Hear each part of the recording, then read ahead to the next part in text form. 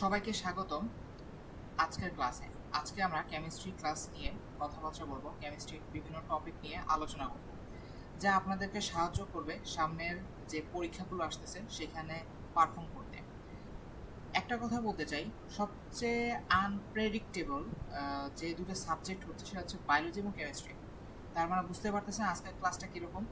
ক্লাসগুলো পড়বেন এবং ফিজিক্স ইংলিশ একটু প্রেডিক্ট করা যায় যে কোথায় থেকে আসবে না আসবে, হ্যাঁ, কিন্তু কেমিস্ট্রি বায়োলজি মানে এটা ডিফিকাল্ট টু প্রেডিক্ট, রাইট? আচ্ছা, তা দেরি না করে আমরা শুরু করে নিই। এর মধ্যেই আমি একবার একটু রিচেক করব যে আহ, সুন্দর মতো ইয়া হচ্ছে কিনা, রেকর্ডিংটা হচ্ছে কিনা। ওকে, হ্যাঁ, রেকর্ডিংটা হচ্ছে। তা ক্লাসটা দেরি না করে শুরু করে দিই। প্রথমে কিছু হচ্ছে অল্প শর্টকাট কিছু এমসিকিউ, যেটা না আসার সম্ভাবনা 100%। হ্যাঁ, তারপরেও এটা দিয়ে শুরু করতেছি, মানে ইজি দিয়ে শুরু করি, দেন আমি একটু আস্তে আস্তে মেইন টপিকটার মধ্যে ঢুকবো। এখানে বলতেছে যে সাম হ্যাভি মেটালস। হ্যাভি মেটালস ভারী ধাতু হচ্ছে কি, এটা একটু মনে রাখবেন। এটা হচ্ছে কি আর্সেনিক, ক্যাডমিয়াম, লেড, ক্রোমিয়াম। হ্যাঁ, তার প্রশ্ন বলছে which one is relatively safe. তার মানে হ্যাভি মেটাল যদি আপনার দেহে প্রবেশ করে তাহলে সেটা কি হচ্ছে সেফ হবে? অবশ্যই সেফ না, রাইট? কারণ হ্যাভি মেটাল হচ্ছে নানা রকম রোগের সৃষ্টি করে, যেটা হচ্ছে কেমিস্ট্রি সেকেন্ড পেপারের প্রথম অধ্যায়ের শেষে আপনারা হচ্ছে জানতে পারবেন। দেখেন এখানে আর্সেনিক একটা হেভি মেটাল, এটা লেড একটা হেভি মেটাল, এটা কপার হবে না, এটা হচ্ছে ক্যাডমিয়াম হবে। ক্যাডমিয়াম, ক্যাডমিয়াম একটা হেভি মেটাল, তাহলে অবভিয়াসলি কোনটা হচ্ছে রিলেটিভলি সেফ? সেটা হচ্ছে কি সিলভার। সিলভার, হ্যাঁ। তার সেকেন্ড হচ্ছে which one is absorb in skin. Skin কোনটা হচ্ছে অ্যাবজর্ব করে? সেটা হচ্ছে কি আর্সেনিক। মাথায় রাখবেন, মাথায় রাখবেন যে আর্সেনিক হচ্ছে স্কিনে অ্যাবজর্ব করে। আচ্ছা, এখন এস ব্লক মৌল কি? সর্বশেষ ইলেকট্রন, সর্বশেষ সর্বশেষ সর্বশেষ ইলেকট্রন এস ব্লকে প্রবেশ করলে, এস ব্লকে প্রবেশ করলে প্রবেশ প্রবেশ করলে তাকে কি বলবো? এস ব্লক মৌল। সিমিলারলি সর্বশেষ ইলেকট্রন পি ব্লকে প্রবেশ করলে, রাইট? রাইট। ডি ব্লকের ক্ষেত্রে কি? সর্বশেষ ইলেকট্রন ডি ব্লকে প্রবেশ করলে। এফ ব্লকের ক্ষেত্রে কি? সর্বশেষ ইলেকট্রন এফ ব্লকে প্রবেশ করলে। এগুলো ইজি টপিক, তাই তাড়াতাড়ি বলে যাচ্ছি। এখানে আহামরি পেছানো বা এগুলোর কিছু নাই, তাই তাড়াতাড়ি বলে যাচ্ছি। হ্যাঁ, ভাববেন না যে ভাইয়া তাড়াতাড়ি কেন বলতেছে। ভাইয়া তাড়াতাড়ি বলতেছে কারণ এখানে হচ্ছে বুঝার ওরকম কিছু নেই। আপনারা ক্লাস 9-10 থেকে পড়ে আসছেন, রাইট? এখানে হচ্ছে বলারও কিছু নেই, যা লেখছি সেটাই মাথায় রাখবেন, শেষ হয়ে গেল। আচ্ছা, এখানে বলতেছে which one is S block elements, কোনটা এস ব্লক মৌল। হ্যাঁ, তাহলে এস ব্লক মৌল হচ্ছে এখানে কোনটা? ক্যালসিয়াম। কেন? আমি আপনাকে বললাম যে এস ব্লক মৌলে কি হয়, সর্বশেষ ইলেকট্রন কি করে? এস ব্লকে প্রবেশ করে, তাই ওই এলিমেন্ট বা ওই মৌলকে আমরা এস ব্লক মৌল বলতে পারি। যেমন ক্যালসিয়ামের, ক্যালসিয়াম হচ্ছে কি 20 না? তা এটাকে কিভাবে লেখা যায়? 1s2, 2s2, 2p6, 3s2, দেখি তো কত হলো, 8, 10, 12, 3p6, আরেকটা কি 4s2। দেখেন তো সর্বশেষ ইলেকট্রন কি এস ব্লক মৌলতে ঢুকছে না? এস সরি এস ব্লকে ঢুকছে না? তাহলে একে আমি কি মৌল বলবো? এস ব্লক মৌল। সহজ কথা, তাই অ্যান্সার হচ্ছে বি, রাইট? আচ্ছা, কি বলতেছে? ডি ব্লক মৌলে কতগুলো কি থাকে? মৌল থাকে। ডি ব্লকে কতগুলো মৌল থাকে? সেটা হচ্ছে কি 41। আচ্ছা, আসেন। হ্যাঁ, 3 টাইপের রিয়েকশন, একটা হচ্ছে নিউক্লিয়ার ফিশন, একটা হচ্ছে ফিউশন, আর এটা হচ্ছে রেডিও অ্যাক্টিভিটি। রেডিও অ্যাক্টিভিটিটা যদি আপনাদেরকে বলি সেটা হচ্ছে কি, রেডিও অ্যাক্টিভিটিটা হচ্ছে আপনার যে তেজস্ক্রিয় মৌলগুলো, মোস্ট প্রবাবলি একটু, হ্যাঁ শিওর আমি মোটামুটি, যে 83 পারমাণবিক ভর, পারমাণবিক ভর যেগুলো 83 থেকে বেশি, হ্যাঁ, তারা এই তেজস্ক্রিয়তা শো করে। তেজস্ক্রিয়তা শো মানে কি? অটোমেটিক্যালি তাদের নিউক্লিয়াস হচ্ছে ভেঙে কি রশ্মি তৈরি করে, আলফা বিটা গামা। যে সকল মৌল আলফা বিটা গামা রশ্মি তৈরি করে তাদেরকে তেজস্ক্রিয় মৌল বলতে পারি, এবং তারাই তেজস্ক্রিয়তা শো করে, অর্থাৎ তারাই রেডিও অ্যাক্টিভিটি হচ্ছে শো করে। হ্যাঁ, আচ্ছা, এখন দেখেন নিউক্লিয়ার ফিশন, ফিশন বা ফিশন, হ্যাঁ, এটা হচ্ছে কি? এটা হচ্ছে ভাঙন। ভাঙন মানে কি? ধরেন দুইটা, একটা বড় মৌল আছে, হ্যাঁ, বড় মৌল আছে বা এলিমেন্ট, মৌল লিখি, বড় মৌল ভেঙে কি করতেছে, ছোট মৌল তৈরি হচ্ছে, সাথে হচ্ছে নিউট্রন তৈরি হইতেছে। এই যে প্রসেসটা, যে একটা বড় মৌল থেকে সাপোজ আপনি দিলেন কি ইউরেনিয়াম, হ্যাঁ, এই ইউরেনিয়াম থেকে ধরেন আমার রাইট নাও মনে নেই যে এখান থেকে কি উৎপন্ন হবে, ধরেন হচ্ছে বেরিয়াম উৎপন্ন হইলো, হ্যাঁ, তারপর প্লাস আরো হাবিজাবি উৎপন্ন হলো, প্লাস নিউট্রন উৎপন্ন হলো। এই যে একটা বড় একটা হচ্ছে আণবিক ভর বিশিষ্ট একটা মৌল ইউরেনিয়াম থেকে ছোট ছোট কতগুলো মৌলে রূপান্তর হলো, সেই প্রসেসকে আমরা কি বলতে পারি, নিউক্লিয়ার ফিশন বা ভাঙন। হ্যাঁ, ওকে, ক্লিয়ার। আচ্ছা, এটা হচ্ছে কি নিউক্লিয়ার ফিউশন। ফিউশনটা কি, ঠিক এর অপোজিট, অর্থাৎ একটা মনে রাখলে আরেকটা অটোমেটিক্যালি মাথায় থাকতে বাধ্য। সেটা হচ্ছে কি, ছোট ছোট মৌলগুলো অ্যাড হবে, ছোট মৌলগুলো হচ্ছে অ্যাড হবে, অ্যাড হয়ে কি করবে, অ্যাড হয়ে বড় বড় মৌলে রূপান্তর হবে, বড় মৌলে রূপান্তর হবে, হ্যাঁ, রূপান্তর রূপান্তর রূপান্তর হবে। ঠিক আছে, ক্লিয়ার। আচ্ছা, যেমন এটা কোথায় হয়, নিউক্লিয়ার ফিউশন বিক্রিয়াটা হয় সূর্যে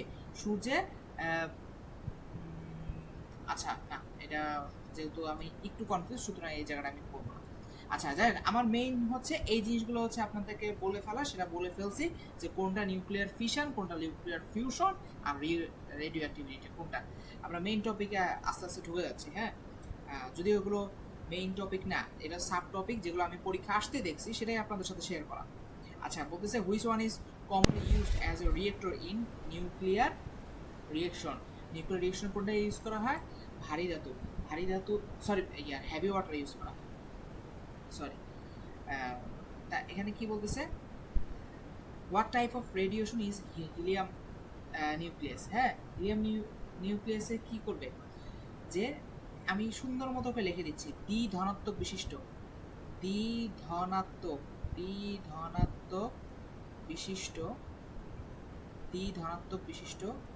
হিলিয়াম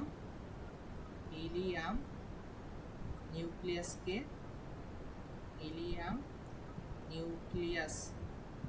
কি বলে, এটাকে হচ্ছে আলফা বলে। হ্যাঁ, তাহলে অ্যান্সার হচ্ছে আলফা, এটা মাথায় রাখবেন। বাকিগুলো কি একটু বলবো। বিটাটা কি, ইলেকট্রনের মুভমেন্টের কারণে যে রশ্মিটা উৎপন্ন হয় সেটা বিটা থেকে। হ্যাঁ, আর গামাটা কোনটা জানেন, গামাটা হইতেছে আপনার না, আপনার গামাটা হচ্ছে এক্স রে থেকে উৎপন্ন হয়, এটা হচ্ছে কি এক্স রে থেকে। আচ্ছা, এটা হচ্ছে ইলেকট্রনের মুভমেন্ট, লিখিয়ে দিই, ইলেকট্রনের মুভমেন্ট, আর এটা হচ্ছে কি এক্স রে থেকে গামার এটা উৎপন্ন হয়। ওকে, ঠিক আছে। এখন আসে, এই যে আমি নামকরণটা কি পড়াবো আপনাদেরকে, নামকরণটা পড়াবো হচ্ছে অ্যালকেন, অ্যালকিন, অ্যালকাইন। ক্লিয়ার। এখন আসেন নামকরণটা শুরু করি, এখন থেকে মেইন ক্লাসটা শুরু হলো। আগেরগুলো হচ্ছে হাবিজাবি খেলতে, তাই ওটা একটু তাড়াতাড়ি করছে। এখন এখানে দেখেন নামকরণ, জৈব যৌগের নামকরণে সবার আগে আমি হচ্ছে অ্যালকেনটাতে আসি, রাইট, অ্যালকেনটাতে আসি। দেখেন নামকরণের ক্ষেত্রে সবার আগে প্রথমে দেখতে হবে কয়টা কার্বন আছে, কার্বন কোথায় আছে, মেইন চেইনে কয়টা কার্বন আছে। আমি মুখে মুখে বলি, স্পষ্ট ভাষায় শুনবেন, লেখার থেকে আমার ভয়েসটা ভালো করে শুনেন। সেটা হচ্ছে কি, মেইন সিকলে বা মেইন চেনে কার্বন সংখ্যা কত সেটা আমি দেখব। হ্যাঁ, তারপর ব্রাঞ্চ চেইন আমি হচ্ছে আইডেন্টিফাই করব এবং ওখানে হচ্ছে তাকাবো। এক্সাম্পল দিয়ে দেখাই, ধরেন এই হলো একটা কাহিনী। হ্যাঁ, আচ্ছা, একটু বাকিটাও লেখি, নইলে হচ্ছে বলবো যে ভাইয়া কিছু বুঝি না। তা বাকিটাও লিখে দেই।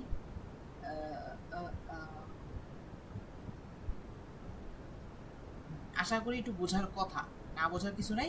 এখানে CS3, এখানে CS3, এখানে CS3, এর দুইটা হাতে এইচ আছে, আর সব শেষ। হ্যাঁ, হয়ে গেছে। এখন দেখেন এখানে মেইন চেইন কোনটা, মেইন চেইন মানে হচ্ছে যে চেইনে সর্বোচ্চ সংখ্যক কার্বন থাকবে তাকে মেইন চেইন বলবো। এখন দেখেন আপনি এটাকে মেইন চেইন বলেন, এটাকে মেইন চেইন বলে কি হবে, 1 2 3 4 চারটা কার্বন। আর আর কোনটা, আর হইতেছে ব্রাঞ্চ চেইন কোনটা, ব্রাঞ্চ চেইন হচ্ছে এই যে এটা হচ্ছে শাখা, রাইট? তাহলে মেইন চেইন হচ্ছে এটা। তা আপনি মেইন চেইন আপনি আইডেন্টিফাই করে ফেলছেন, আর আইডেন্টিফাই করে কি পাইছেন? কার্বন সংখ্যা কত পাইছেন? কার্বন সংখ্যা পাইছেন হচ্ছে 4। তাহলে কার্বন সংখ্যা পাইছেন 4। তাহলে 4 হলে কি হবে মাথায় রাখবেন, যদি কার্বন সংখ্যা 1 হয় তাহলে এটাকে বলি আমরা মিথ। কার্বন সংখ্যা যদি 2 হয় তাহলে এটাকে বলি আমরা ইথ। কার্বন সংখ্যা যদি 3 হয় তাহলে এটাকে বলি হচ্ছে প্রোপ। কার্বন সংখ্যা যদি 4 হয় তাহলে এটাকে আমরা বলি হইতেছে বিউট। কার্বন সংখ্যা যদি 5 হয় এটাকে বলি পেন্ট। এগুলো মনে হয় বাকিটা জানেন, রাইট? তাহলে আমি বাকিটা মুখে বললাম। কার্বন সংখ্যা 6 হলে হেক্স, কার্বন সংখ্যা 7 হলে হেপ্ট, কার্বন সংখ্যা 8 হলে অক্ট, কার্বন সংখ্যা 9 হলে ননেট। এই এতটুকুর মধ্যেই থাকবে, এত বেশি করবে না। তাহলে আপনি সবার প্রথমে কি বললাম, যদি আমি আরেকটা পেজে নিয়ে যাই, সবার প্রথমে আমি হচ্ছে মেইন চেইন লিখলাম, রাইট? মেইন চেইন আইডেন্টিফাই করলাম। সেকেন্ডে ক্লিক করলাম কি, ব্রাঞ্চ চেইন আমি আইডেন্টিফাই করলাম, রাইট? তৃতীয় কাজটা আমি কি শিখলাম হচ্ছে আমি হচ্ছে কার্বন নাম্বারটা ফাইন্ড আউট করলাম, রাইট? কার্বন নাম্বারটা ফাইন্ড আউট করলাম। এখন এখানে যদি নামকরণে আসি তাহলে দেখেন এখানে আমি কি পাইলাম, কার্বন নাম্বার কত? 4 হলে কি বলি বিউট। তাহলে এটাকে আমি লিখলাম বিউট। সবগুলো হচ্ছে এক বন্ধন না, সব কি এক বন্ধন না, তাই এটাকে লিখবো হচ্ছে এন, বিউটেন। এন অ্যালকেনের লাস্টে কি দেখেন তো এন উচ্চারণ হয় অ্যালকেন, এন এন শব্দটা তাই এখানে চলে আসে, যেহেতু এটা অ্যালকেনের সাথে মিলে তাই শব্দটা লাস্টে এন শব্দটা লিখে দেবে। এখন কি ব্রাঞ্চ চেইনে আছে না, তাহলে ব্রাঞ্চ চেইন থাকার কারণে এখানে দিতে হবে যে ব্রাঞ্চ চেইনটা দিব। এখন ব্রাঞ্চ চেইনটা যে দিব কি আছে, মিথাইল মূলক আছে, তাই মিথাইল মূলক দিব। মিথাইল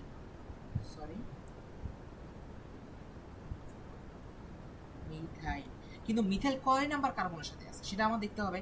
আপনি যদি এই পাশ থেকে কার্বন নাম্বারিং করেন তাহলে কত হয়, 1 2 3 4, রাইট? তাহলে 3 নাম্বার কার্বনের সাথে মিথাইল এইটা করা যাবে না।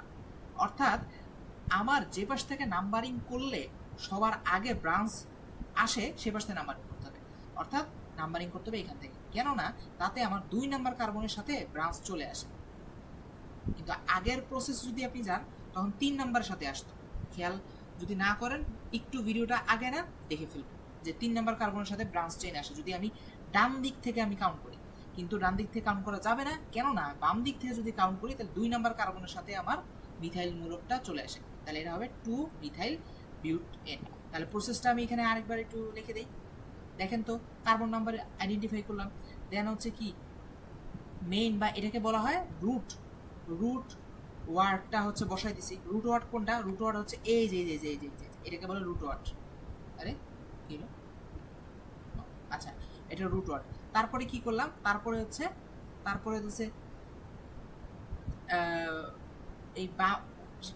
এই সামনের এই পার্টটাকে কি বলা জানেন, এটা তো রুট ওয়ার্ড বলে দিলাম, হ্যাঁ। আর এটাকে বলা হয় প্রিফিক্স ওয়ার্ড, প্রিফিক্স। তারপর আমি প্রিফিক্স অ্যাড করলাম, প্রিফিক্স ওয়ার্ডটা অ্যাড করলাম, রাইট?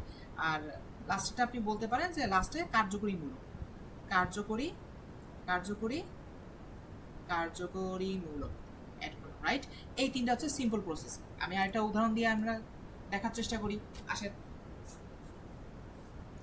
এবার একটু বড় নেই, হ্যাঁ, যেহেতু আপনাদের পরীক্ষার সামনে আমি চাচ্ছি না ভিডিওগুলো অনেক বেশি লেন্দি করে, যেমন এই ভিডিওটা রেকর্ড এর আগেও করা হয়েছে, সাউন্ড প্রবলেম থাকার কারণে আমি ইউটিউবে পাবলিশ করি নাই। ওই ভিডিও অলমোস্ট 2 ঘন্টার। তা ওই ভিডিও থেকে অনেক ইন ডিটেলস করাইছি, যেমন এখানে কিন্তু আমি অনেক কিছু হচ্ছে একটা করে অপশন খালি দাঁড়ায় গেছি, বাট বাকিগুলো নিয়ে আলোচনা কিন্তু করি নাই। কিন্তু ওই ভিডিওতে আমি আলোচনা করছি। বলতে পারেন যে ভাইয়া এটা কোনো কাজ করলেন? হ্যাঁ করলাম, কারণ হইতেছে আপনাদের এখন হইতেছে সময় কম, কিছুদিন পর হচ্ছে পরীক্ষা। তা এই পরীক্ষার মধ্যে এই 3 ঘন্টা করে ভিডিও, 2-2.5 ঘন্টার ভিডিও দেখার থেকে আপনারা হচ্ছে মেইন থিমটা আগে শিখে যতটুকু পারেন প্র্যাকটিস করেন। আমাদের এখানে তো এক্সাম তো ফ্রিও আছে পেইডও আছে, জানেনই। তা সবগুলোই দেওয়ার চেষ্টা করেন।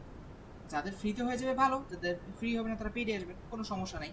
তা আমি চাচ্ছিলাম যে এইটা, যে আপনি মেইন থিমটা বুঝে আপনি কি করবেন, আপনি হইতেছে প্রিপারেশন বা প্র্যাকটিস করা শুরু করবেন। তাই এর জন্যই আমি হচ্ছে কম রাখার চেষ্টা করতেছি, যে মেইন কথাগুলো বলে যাচ্ছি। কারণ আপনাকে যদি আগে যেমন ফ্রি ক্র্যাশ কোর্স এর আগে নিয়েছিলাম 2 মাস আগে, তখন অনেক ইন ডিটেলস পড়াইছি কারণ টাইম ছিল, বাট এখন তো টাইম কম। আচ্ছা আসেন এখন দেখেন আমি ধরেন ইয়ে বললাম বড়ই দিই, তাই না?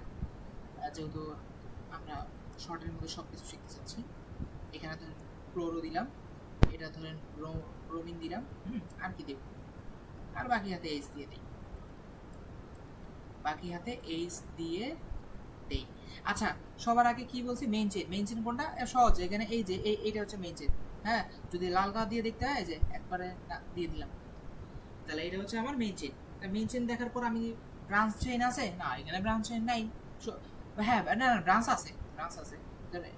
এইটাকে আর এইটাকে ব্রাঞ্চ বলা হয়, ধরতে পারেন। আচ্ছা, আসেন তারপরে এখন দেখেন কার্বন সংখ্যা কয়টা। আমি কিন্তু এই প্রসেস যাচ্ছি, মেইন চেইন দেখলাম, ব্রাঞ্চ চেইন দেখলাম, এখন কার্বন সংখ্যা দেখব। কার্বন সংখ্যা কয়টা? 1 2 3 4 5 6, 6টা দিছি। ওরে বাবা, তার মানে কি এখানে 6টা হলে কি হবে? হেক্স হবে, রাইট? এই যে রুট ওয়ার্ড বসাই দিছি, 4 নাম্বার প্রসেস শেষ। প্রিফিক্স, প্রিফিক্সে কি থেকে আছে দেখেন, প্রিফিক্সে কি আছে? প্রিফিক্সে আমার বসবে হচ্ছে শাখামূলক বা ব্রাঞ্চ চেইনের জিনিসগুলো। ব্রাঞ্চ চেইন কোনটা? এই ক্লোরিন আছে আর ব্রোমিন আছে। ওকে, এখন দেখেন ক্লোরিন এবং ব্রোমিন কাকে আগে দিব কাকে পরে দিব, রাইট? আপনি ক্লোরিনকেও আগে দিতে পারেন, ব্রোমিনকেও আগে দিতে পারেন, কিন্তু কাহিনী হচ্ছে এটার মধ্যে আইউপ্যাক। আইউপ্যাক মানে হইতেছে, এই যে নামটা দেখাই দেই, এই যে আল্লাহর বান্দা এই হচ্ছে একটা নিয়ম নীতি করে দিছে। তা ওই নিয়ম অনুসারে সবার আগে অ্যালফাবেটিক্যালি যে আগে আসে তাকে আগে দিব, যে পরে আসে তাকে পরে দিব। যেমন ব্রোমিন থাকলে আপনি কি লেখেন? ব্রোমো লেখেন না? আর ক্লোরিন থাকলে কি লেখেন? ক্লোরো লেখেন না? ক্লোরো, বান ঠিক আছে না? হ্যাঁ, ক্লোরো, রাইট? তো ব্রোমিনের প্রথম অক্ষর কি? বি, তার মানে অ্যালফাবেটিক্যালি হচ্ছে এটা হচ্ছে বি আগে আসে।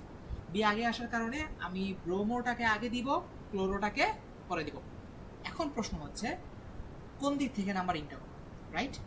কোন দিক থেকে নাম্বারিংটা দেখেন, এপাশ থেকে নাম্বারিং করেন 1 2 3 4 5 6। এপাশ থেকে নাম্বারিং করলে 2 নাম্বার কার্বনের সাথে কি আসতেছে? ব্রোমিন আসতেছে, তাই না?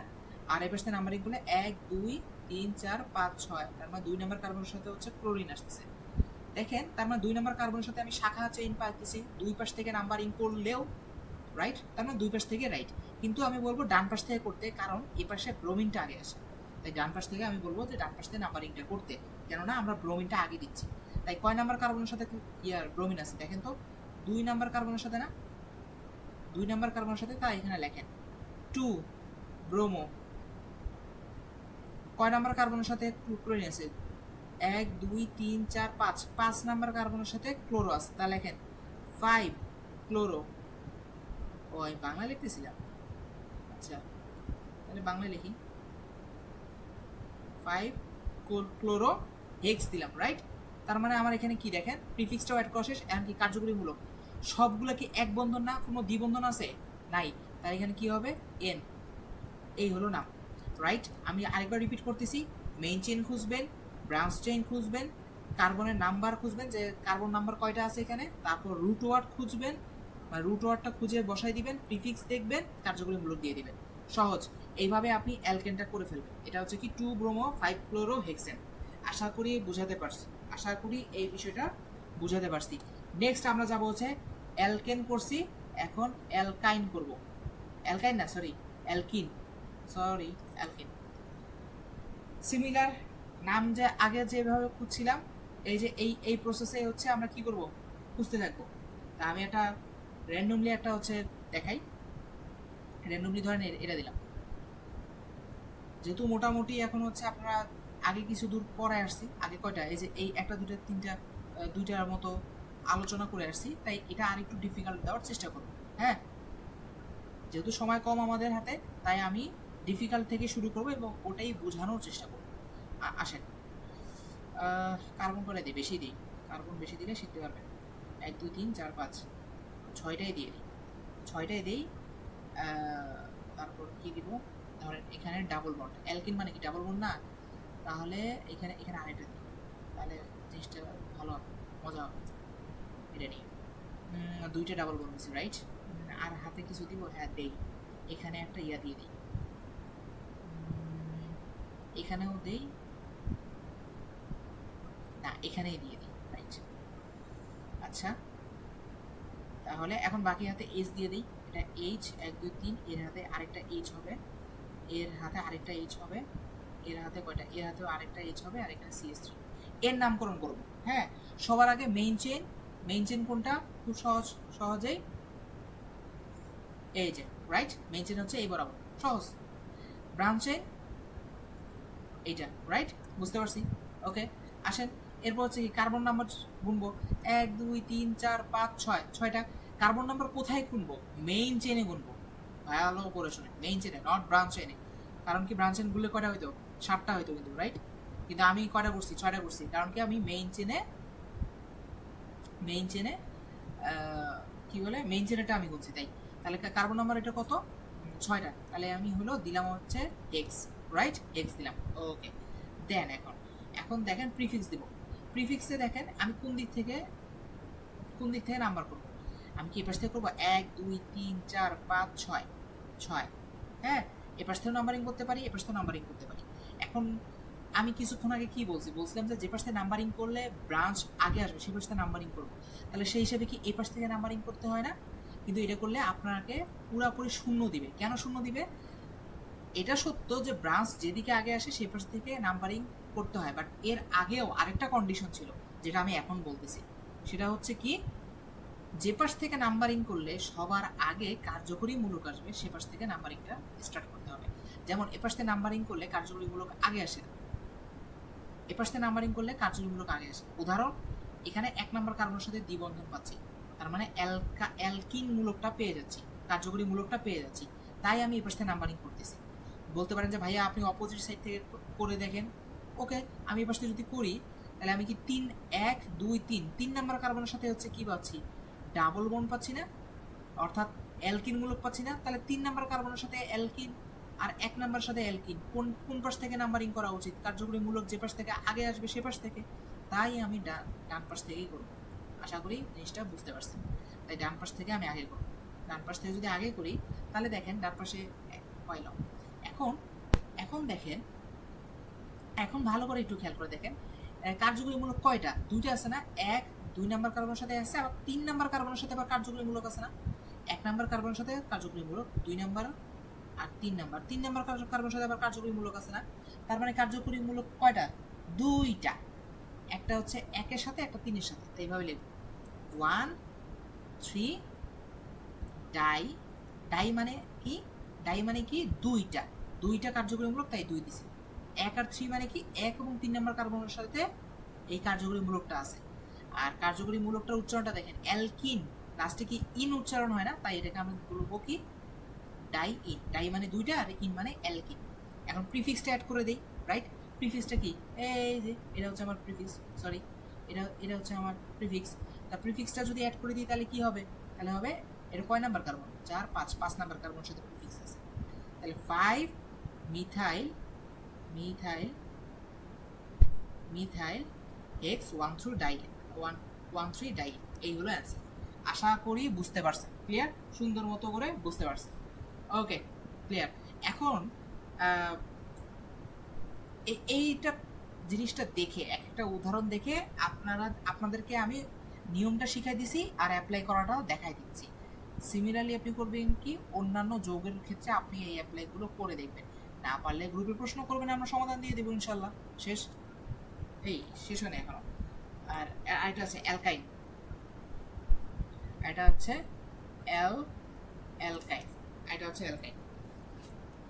এখন অ্যালকাইনটা দেখেন, অ্যালকাইনটা আবারও র্যান্ডমলি একটা দিই, 1 2 3 4 5 6, 6টাই দিই, বেশি করেই থাক। এখানে আমি কি দিব, এখানে আমি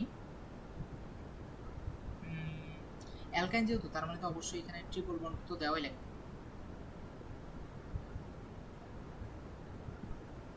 হ্যাঁ ঠিক আছে, এখানে ট্রিপল বন্ড, এখানেও দিয়ে দিই ট্রিপল বন্ড, আর বাকি হাতে কি দিব, হাইড্রোজেন দিয়ে দিই। একটা ব্রাঞ্চ চেইন দিলে ভালো হতো না, ব্রাঞ্চ চেইন কোন দিকে দিব, এর ব্রাঞ্চ চেইন দেওয়ার সুযোগ নেই, এর 4টা হাত ফিল আপ, এর 4টা হাত ফিল আপ, এর 4টা হাত ফিল আপ, এখানে ব্রাঞ্চ চেইন দেওয়ার সুযোগ নেই, নামটা মনে ইজি হয়ে গেল। আচ্ছা যাই হোক, এখন দেখেন এটার কি কোনো ব্রাঞ্চ চেইন আছে? ব্রাঞ্চ চেইন নেই, তার মানে সম্পূর্ণ মেইন চেইন। মেইন চেইন এরপর কি কার্বন নাম্বারিং করব, কার্বন নাম্বারিং এখানে কয়টা আছে? 6টা। তাহলে 6টা হলে কি লিখবো? হেক্স লিখবো, হেক্স, রাইট। এখন কোন দিক থেকে নাম্বারিং করবো? আমি কি এই পাশ থেকে করবো না এই পাশ থেকে করবো, মানে লেফট সাইড থেকে করবো না রাইট সাইড থেকে করবো? আমি কিছুক্ষণ আগে শিখে আসছি সবার ইয়াতে দেখতে হবে, কন্ডিশনটা আগে দেখতে হবে কোন পাশ থেকে নাম্বারিং করলে কি আসে, এই কার্যকরী মূলকটা আগে আসে। এ পাশ থেকে নাম্বারিং করলে 2 নাম্বার কার্বনের সাথে কার্যকরী মূলকটা আসে, রাইট। আবার এ পাশ থেকে যদি আমি নাম্বারিং করি তাহলে দেখেন 2 নাম্বার কার্বনের সাথে কার্যকরী মূলকটা চলে আসে। তার মানে কি 2 পাশ থেকে সিমিলার রেজাল্ট পাইতেছি না? তার মানে যে কোনো এক পাশ থেকে করলে ভালো হবে। তাহলে আমি বাম পাশ থেকে করতেছি, হ্যাঁ। 1 2 3 4 5 6 7, রাইট। তার মানে 7 কেন লিখলাম? 7 তো লেখা উচিত জানি, 6। আচ্ছা, তাহলে এই যে আমি 6 লেখার কারণে, 6টা কার্বন থাকার কারণে আমি হেক্স দিলাম। কয়টা কার্যকরী মূলক? 2টা। 2টা থাকার কারণে আমি ডাই দিলাম। কত কত কার্বনের সাথে হচ্ছে কার্যকরী মূলকটা আছে? 2 নাম্বার কার্বনের সাথে আছে, আবার 4 নাম্বার কার্বনের সাথে আছে, তাই লিখবো 2 4 ডাই। এখন কার্যকরী মূলকের নামটা এখানে দিব। এখানে উচ্চারণ করেন তো অ্যালকাইন, অ্যালকাইন। লাস্টে কি আইন উচ্চারণ হয় না? তাই এখানে লিখে দিব আইন। এই হলো অ্যান্সার। আশা করি প্রসেসটা বুঝতে পারছেন। বারবার সিমিলার, এই দেখেন এই প্রসেসটাই আমি যাচ্ছিলাম, তাই এইভাবে আপনারা দেখে নামকরণটা করবেন ইনশাআল্লাহ। এখন এখানে দেখেন, এখানে কি বলতেছে দেখেন, পেন্ট। পেন্ট থাকলে কি করবেন? 5টা কার্বন দিয়ে দিবেন। 1 2 3 4 5, 5টা কার্বন দিয়ে দিবেন। সামনে কি প্রিফিক্স না? প্রিফিক্স মানে কি ওই শাখা চেইন। শাখা চেইন কয় নাম্বার কার্বনের সাথে আছে দেখেন তো, এটা হচ্ছে কি কয় নাম্বার কার্বনের সাথে আছে সেটা বোঝা যায়। ধরেন আমি এপাশ থেকে কাউন্ট করলাম, আপনি বলতে পারেন যে ভাই আপনি এপাশ থেকে কাউন্ট করলেন কেন? এপাশ থেকে তো করতে পারতেন। হ্যাঁ করতে পারতাম, আচ্ছা করবেন, তাহলে আমি এপাশ থেকে করি, আমার কোনো সমস্যা নেই।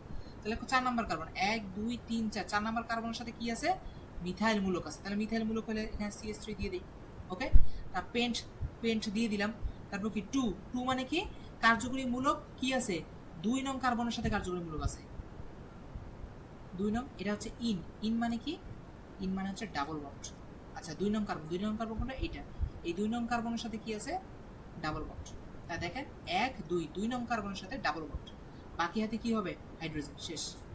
বাকি হাতে হাইড্রোজেন, 1 2 3, তার মানে এখানে একটা হাইড্রোজেন, এখানে একটা হাইড্রোজেন, আর এখানে শেষ। এই হলো অ্যান্সার। আশা করি বুঝতে পারছেন। ক্লিয়ার? নিজে বাসায় প্র্যাকটিস করতে হবে, হ্যাঁ। আচ্ছা বলতেছে নিচের কোনটা অ্যালকাইন? অ্যালকাইনের সংকেত হচ্ছে কি? H2n CN H2n -2, এটা হলো অ্যান্সার। আচ্ছা, ও হ্যাঁ, এখানে কি বলতেছে আমাদের যে মৌল আছে, মৌল যে কণিকা দ্বারা তৈরি হয়, মৌল যে কণিকা দ্বারা তৈরি হয়, একটা হচ্ছে পার্মানেন্ট, একটা হচ্ছে টেম্পোরারি, রাইট। পার্মানেন্ট কোনগুলো? এইটা, ইলেকট্রন, প্রোটন, নিউট্রন, এটা। আর টেম্পোরারি কোনগুলো? টেম্পোরারি হচ্ছে নিউট্রিনো, মেসন, বোসন, এগুলো। ক্লিয়ার? এগুলো একটু মাথায় রাখবেন, এটা হচ্ছে টেম্পোরারি। এই প্রশ্নগুলো আসতে পারে। আচ্ছা বলতেছে এখন কোনটার চার্জ কি? হ্যাঁ, এখন ইলেকট্রন চার্জ কি মনে আছে? -1.6 × 10⁻19 কুলম্ব। প্রোটনের চার্জ কি? হুবহু সেম, খালি প্লাস হয়ে যাবে, কারণ ইলেকট্রন চার্জ মাইনাস, প্রোটনের চার্জ প্লাস, কিন্তু মানটা সেম, 1.6 × 10⁻19 কুলম্ব। নিউট্রনের চার্জ কি? নিউট্রনের চার্জ 0 কুলম্ব, শেষ। ক্লিয়ার? ইলেকট্রনের ম্যাস কি? ইলেকট্রনের ম্যাস হচ্ছে 9.11 × 10⁻31 কেজি। কেজিতে দিলাম, মাথায় রাখবেন। প্রোটন এটা হচ্ছে 1 পয়েন্ট, আমি তারপর একটু শিওর হয়ে নিই, একটু দাঁড়ান তো, শিওর হয়ে নিয়ে নিন যাতে ভুল না আসে। 1.673 × 10⁻24, এটা আবার গ্রামে দিলাম, হ্যাঁ।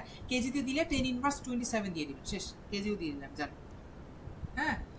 আচ্ছা তারপর আর ইয়ার ক্ষেত্রে, নিউট্রনের ক্ষেত্রে 1.675 × 10⁻24 গ্রাম, আর কেজিতে দিলে 10⁻27 কেজি।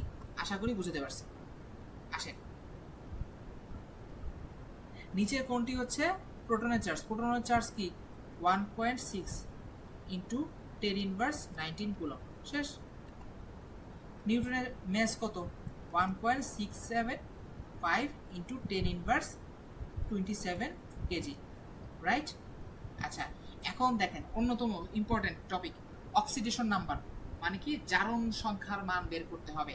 প্রথমটার ক্ষেত্রে জারণ সংখ্যার মান কার বের করতে চাচ্ছে জানেন? এই যে ক্রোমিয়াম, ক্রোমিয়ামের জারণ সংখ্যার মান বের করতে বলতেছে। তাহলে ক্রোমিয়ামের জারণ সংখ্যার মান কিভাবে বের করব?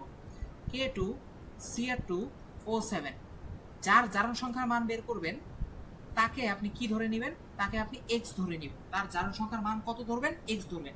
এখানে ক্রোমিয়াম কয়টা আছে? দুইটা না? তাহলে 2 ইন্টু এক্স দিলাম। একটা ক্রোমিয়ামের জারণ মান কত? এক্স। তাহলে দুইটা ক্রোমিয়ামের জারণ মান কি হবে? 2x, right? এখন দেখেন একটা একটা পটাশিয়ামের জারণ মান কত?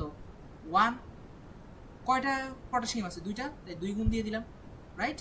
আচ্ছা, একটা অক্সিজেনের জারণ মান কত? -2। কয়টা অক্সিজেন আছে? কয়টা অক্সিজেন আছে? 7টা, তাই 7টা দিয়ে দিলাম, ইকাল টু 0। 0 কেন? কোনো নিরপেক্ষ যৌগর ক্ষেত্রে টোটাল যৌগটার জারণ মান মাস্ট বি 0 হবে। নিরপেক্ষ যৌগর জারণ মান 0 হবে। সোজা বাংলা ভাষায় বললাম, নিরপেক্ষ যৌগের জারণ মান 0 হবে। এখন ক্যালকুলেশন করেন কি হবে? 2 plus 2x minus 14 equal to 0। তাহলে আসে হচ্ছে 2x মাইনাস 12 ইকাল টু 0। তাহলে x ইকাল টু আসে 6। শেষ। এটাই হলো ক্রোমিয়ামের অ্যান্সার। শেষ। ক্রোমিয়ামের জারণ মান পেয়ে গেলাম। পরবর্তীটাতে দেখি, পরবর্তীটার অ্যান্সার কি হবে। আসেন, KO2, এখানে কারটা জানতে যাচ্ছে জানেন? অক্সিজেনের ক্ষেত্রে, অক্সিজেনের ক্ষেত্রে জারণ মান জানতে যাচ্ছে। হ্যাঁ, জারণ মান জানতে যাচ্ছে। এখন দেখেন, তাহলে এটা একটা নিরপেক্ষ যৌগ, তাহলে এর জারণ মান কত হবে? 0 হবে, অ্যাকর্ডিং টু প্রিভিয়াস স্লাইড। আমি যেটা প্রিভিয়াস স্লাইডে বলে আসছি। তাহলে এখন পটাশিয়ামের জারণ মান কত? +1, রাইট?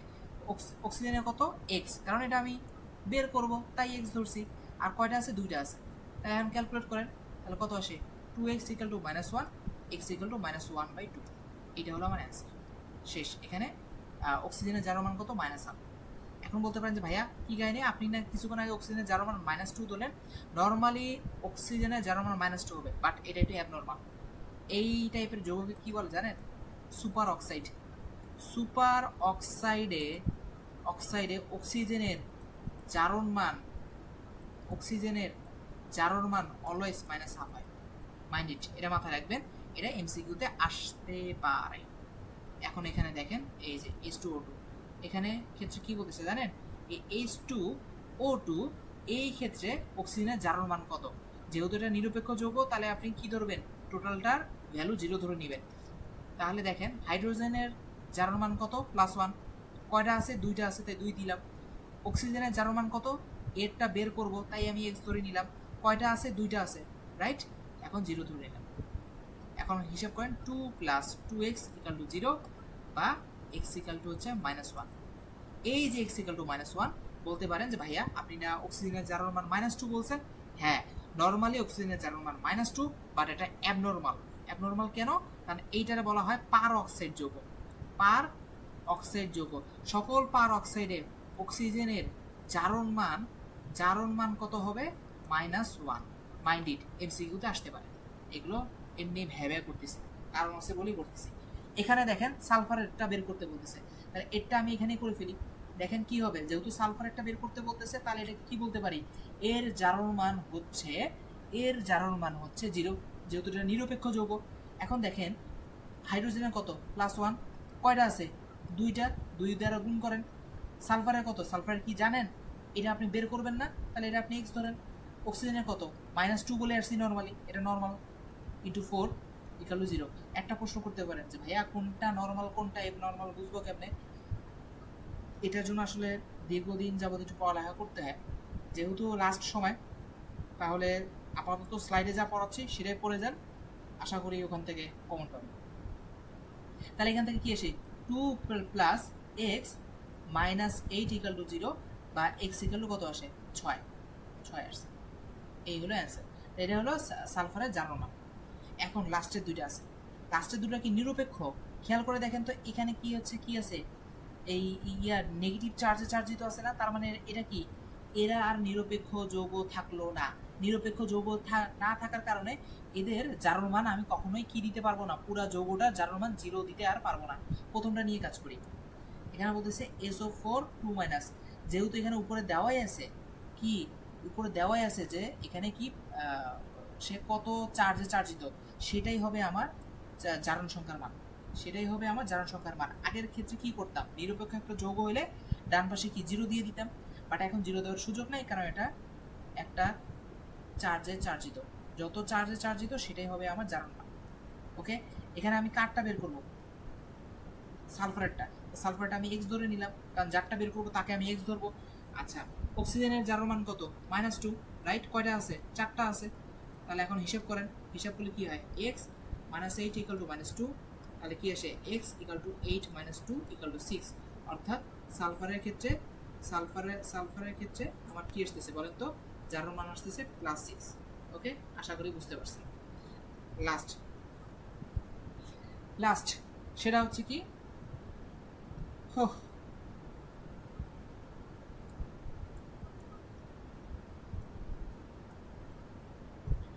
এটাও নিরপেক্ষ যৌগ না, রাইট? যেহেতু এটা নিরপেক্ষ যৌগ না, তার মানে এটা কি করা যাবে না, একটা মিটার। কে ফোন দেয় এসব, একটা মিনিট। হ্যালো, আসসালামু আলাইকুম। হ্যাঁ হ্যাঁ, জি।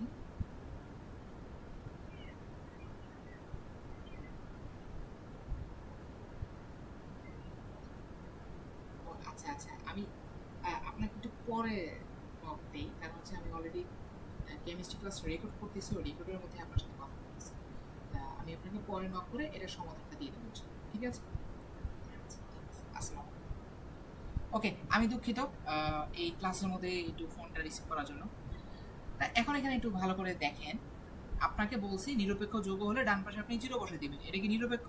অবভিয়াসলি না। যে বলবে নিরপেক্ষ সে হচ্ছে কি, বোকা।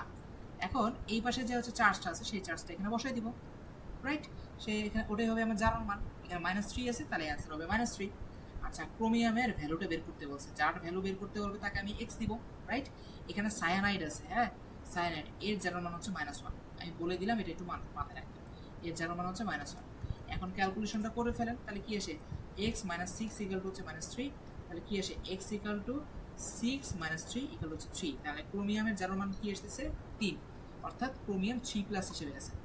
আশা করি বুঝতে পারছেন। নিরপেক্ষ যৌগ হলে ডান পাশে 0 দিব, নিরপেক্ষ না হলে যত চার্জ আছে সেই চার্জের মানটা এখানে বসাই দিব, দেন বাদ বাকিগুলো ক্যালকুলেশন করে বের করতে পারবো। শেষ। আচ্ছা, এখানে কি বলতেছে দেখেন, এখানে প্রথমটা বলতেছে কি, কোনো একটা কি বলে, এটাকে কি বলবো, প্রধান শক্তি স্তর, রাইট? প্রধান প্রধান শক্তি স্তরে প্রধান শক্তি স্তরে কোনো একটা, জাস্ট একটা প্রধান শক্তি স্তরে ইলেকট্রন নাম্বার। সাপোজ আপনি জানতে চাচ্ছেন 1 নাম্বার প্রধান শক্তি স্তরে কয়টা ইলেকট্রন ধরতে পারে, তাহলে n এর জায়গায় আপনি কি বসাবেন, 1 বসাবেন। তাহলে কি রেজাল্ট হয়, 2 × 1², তাহলে কত হয়, 2। তাহলে 1 নাম্বার কার্বনে কয়টা, সরি 1 নাম্বার কার্বন বলে, 1 নাম্বার শক্তি স্তরে কয়টা ইলেকট্রন ধরবে, 2টা। এখন বলেন না ভাই, আমি 2 নাম্বার শক্তি স্তরে জানতে চাই টোটাল কয়টা ইলেকট্রন ধরে, তাহলে n এর মান 2 হবে। তাহলে কি রেজাল্ট হবে, 2 × 2², তাহলে কি হয়, 8। তার মানে দ্বিতীয় কক্ষপথে সর্বোচ্চ ইলেকট্রন ধরতে পারে 8টা। আপনাকে যদি বলা হয় 5 নাম্বার কক্ষপথে কয়টা ইলেকট্রন ধরবে, সেই ক্ষেত্রে কি হবে, 2 × 5², তার মানে কত হবে, 50। 25 × 2, হ্যাঁ 50। তার মানে 5 নাম্বার কক্ষপথে সর্বোচ্চ 50টা ইলেকট্রন ধরতে পারে। আচ্ছা, নিচেরটা কি, নিচেরটা হইতেছে কোনো একটা অরবিটাল মানে কি, বাংলা কি বলে, উপশক্তি স্তর। উপশক্তি স্তরে সর্বোচ্চ কতগুলো ইলেকট্রন ধরবে। এখন এস এর জন্য এল এর ভ্যালু হবে হচ্ছে, আমি আমার নতুন পেজে লিখে বানা খারাপ, এস এর জন্য, এস অরবিটালের জন্য এল এর ভ্যালু হবে হচ্ছে 0, পি এর জন্য এল এর ভ্যালু হবে হচ্ছে 1, এসপি ডি, ডি এর জন্য এল এর ভ্যালু হবে হচ্ছে 2, এফ এর জন্য এল এর ভ্যালু হবে কত, 3। বুঝতে পারছি। এখন আপনাকে যদি বলা হয় আচ্ছা এফ অরবিটালে সর্বোচ্চ ইলেকট্রন নাম্বার কত, রাইট? তাহলে কি আমি করব, 2 × 2l + 1। এখন মানটাও দেখেন, 2 × 2l, এল এর ভ্যালু কত, 3, তার 3 বসান, তাহলে কত আসে, 2 × 6 + 1, মানে কত 2 × 7 অর্থাৎ 14, অর্থাৎ এফ অরবিটালে কতগুলো ইলেকট্রন ধরবে? 14টি ইলেকট্রন ধরবে। এফ অরবিটালে কতগুলো ইলেকট্রন ধরবে? 14টি ইলেকট্রন ধরবে। আচ্ছা, এই দেখেন এটা কি বলতেছে, সর্বোচ্চ ম্যাক্সিমাম নাম্বার অফ ইলেকট্রন ধরতে পারবে 4 নাম্বার অরবিটালে কতগুলো? 4 নাম্বার অরবিটাল না, এটা হবে অরবিট। অরবিট। প্রধান শক্তি স্তরের ইংলিশ নাম কি দেখে দেখো। অরবিট। ও এই লেখাই তো আছে, লেখার তো দরকার ছিল না। অরবিট। তা 4 নাম্বার কক্ষপথে সর্বোচ্চ কতগুলি ইলেকট্রন ধরবে? 2 × 4² অর্থাৎ 32টা ইলেকট্রন ধরবে। আসে এটা দিয়ে ম্যাথে যাই। এখানে বলতেছে যে কি বলতেছে যে 11 গ্রাম কার্বন ডাই অক্সাইড আছে, এর মোল সংখ্যা কত? আমরা জানি n = W/m, রাইট? খুবই সিম্পল। n হচ্ছে মোল সংখ্যা, W হচ্ছে কতটুকু আছে, কতটুকু মৌল ওটা আছে সেটার পরিমাণ, আর m হচ্ছে মোলা আণবিক ভর। আমি বের করুন কতটুকু আছে, 11 গ্রাম, আর মোলা আণবিক ভর কত? 44। তার মানে অ্যান্সার হচ্ছে কত? 1/4। 1/4 এর অ্যান্সার কত? 0.25। এত মোল। শেষ। এটা হলো অ্যান্সার। এই দুইটা খেয়াল করে দেখেন, বুঝাই। এখানে কাহিনী আছে। কনসেন্ট্রেশন বের করতে বলতেছে। কনসেন্ট্রেশন যদি বের করতে বলে তাহলে সেই ক্ষেত্রে কি করব? কনসেন্ট্রেশন সূত্র আপনারা হচ্ছে জানেন যে C বা S, অনেকে C বলে অনেকে S বলে, হ্যাঁ দুটোই লিখলাম, যে 1000 × W / M × V। W মানে কতটুকু আছে, মানে আপনি যে কেমিক্যালটা নিচ্ছেন তার সেটা কতটুকু পরিমাণ এই পাত্রে বা কি বলবো এটা বিক্রিয়া পাত্রে আপনি নিয়েছেন, সেটা হচ্ছে W এর মান। M হচ্ছে মোল আণবিক ভর, পুরো এটা কনস্ট্যান্ট, হ্যাঁ এটা নেওয়া নেওয়ার কিছু নেই, সবার জন্য পুরো সারা বিশ্বে কনস্ট্যান্ট মোল আণবিক ভর। আর ভিটা হচ্ছে কি আয়তন। আয়তন কিসে নিতে হবে? মিলিলিটার মাইন্ডিট। এখন মান বসাই। দেখেন ওখানে বলছে, দেখেন এখানে বলছে কি 5%, এখানে W/M লেখা আছে না, W/M না, এটা হবে V। এখানে লিখে দিই W/V। এই কথাটা মানে কি আপনাকে বুঝাই। 5% NaOH, এই কথাটা মানে হইতেছে আপনার দ্রবণটার ভর বা আয়তন, দ্রবণটা মানে এইভাবে আমি বলতে পারি, আইদার মানে 100 গ্রাম আছে অথবা আপনি 100 ml, দুইটার যে কোনো একটা উচ্চারণ করতে পারেন। এই 5%-এর মিনিংটা হচ্ছে কি, দুইটা পয়েন্টে বলতেছি। এক নাম্বার দ্রবণটা হইতেছে কি 100 গ্রাম বা 100 ml, আর আরেকটা হচ্ছে দ্রবটা কি, দ্রবটা হচ্ছে 5% দেওয়া না, তার মানে 5 গ্রাম আছে। এখন বলতে পারেন যে ভাইয়া দ্রব আর দ্রবণ বুঝি না। ওকে, না বুঝতে কোনো সমস্যা নেই, আমি এই জিনিসটা হচ্ছে বুঝাই দিচ্ছি। ধরেন আপনার কাছে একটা জগ আছে, জগের মধ্যে আপনি কি করলেন, কিছু পানি নিলেন, আর এখান থেকে কি করলেন, ট্যাঙ্ক ঢাললেন। ট্যাঙ্ক, ওই যে ট্যাঙ্ক তো বুঝতে পারছেন, যে শরবত খাই না, ওই ট্যাঙ্ক ঢাললেন। এই যে ট্যাঙ্ক যে ঢাললেন, এই ট্যাঙ্কটা হচ্ছে দ্রবণ। এই যে এখানে যে পানিটা আছে, এই পানিটা হচ্ছে দ্রাবক, আর যা তৈরি হইতেছে সেটা হচ্ছে দ্রবণ। এই কথাটা এখানে বলছে, দ্রবণটা হবে 100 গ্রাম বলতে পারেন, 100 ml বলতে পারেন। ক্লিয়ার? দ্রবণটা হচ্ছে সম্পূর্ণটা যা তৈরি হয়েছে পুরোটাই। আর দ্রব মানে কি, মানে মেইন উপাদানটা হচ্ছে, যেমন এখানে হচ্ছে ট্যাঙ্ক, এটাকে দ্রব বলবো। তাহলে এখন এখানে হিসাব নিকাশ করেন। এখন এখানে দেখেন, এখানে বলছে 5% কি কস্টিক সোডা। 5% যদি কস্টিক সোডা হয়, তাহলে এখানকার দ্রবণের আয়তন কত? ভি মানে কি আয়তন, কার আয়তন? দ্রবণের আয়তন। তো দ্রবণের আয়তন কত বলছি, 5% যদি লেখা থাকে, তার মানে কি এটা দ্রবণের আয়তন কত ধরতে হবে? 100 ml। এখানে 100 দিয়ে দেন, যেহেতু এটা ml এ আনতে হবে, রাইট? এখানে 1000 ছিলই। ডাব্লিউ কত? ডাব্লিউ মানে হচ্ছে দ্রবের ভর। ভর কতটুকু নিছেন, কেমিক্যালটা কতটুকু নিছেন, এখানে দেওয়া আছে 5 গ্রাম। দ্রব ইকুয়াল টু কি 5 গ্রাম। 5% থাকার কারণে 5 গ্রাম, 10% থাকলে কি দিবেন, 10 গ্রাম, তাই এটা 5। এখন মোলা আণবিক ভর কত? কস্টিক সোডা কত? 40 না? তাই এখানে আপনি 40 বসাই দিবেন। শেষ। এরপর আপনি অ্যান্সারটা বের করবেন। হ্যাঁ, অ্যান্সারটা বের করবেন। তাহলে 5/4, 5/4 এর অ্যান্সার মনে হচ্ছে 1.25, 1.25 মোলার। ওকে, নাইস। আসেন, ও আইটা ছিল তো। তাহলে এখানে 10% হলে কি কি হবে? এখানে যদি আমি নিজে বের করার চেষ্টা করি, দেখেন তো এখানে কনসেন্ট্রেশন সি এর মান কত হবে? 1000 ইন্টু 10% মানে কি? দ্রব্যের ভর কত? মানে ডাব্লিউ এর মানটা দেওয়া আছে, ডাব্লিউ মান কত? 10, রাইট? এম, এম হচ্ছে মোল আণবিক ভর, এটার মোল আণবিক ভরটা বের করবেন, রাইট? আচ্ছা, আরেকটা হচ্ছে কি, এখানে ভি, ভি হচ্ছে কি আয়তন, আয়তন আমি কি বলছি, এখানে আয়তন কত হবে? 100 হয়ে যাবে। এরপর ক্যালকুলেট করবেন, যা অ্যান্সার আসে তাই হবে কারেক্ট অ্যান্সার। মোল আণবিক ভরটা বের করবেন, এখানে কি 1 ইন্টু 2, 1 ইন্টু 2, 1 ইন্টু 2 দিলাম কেন?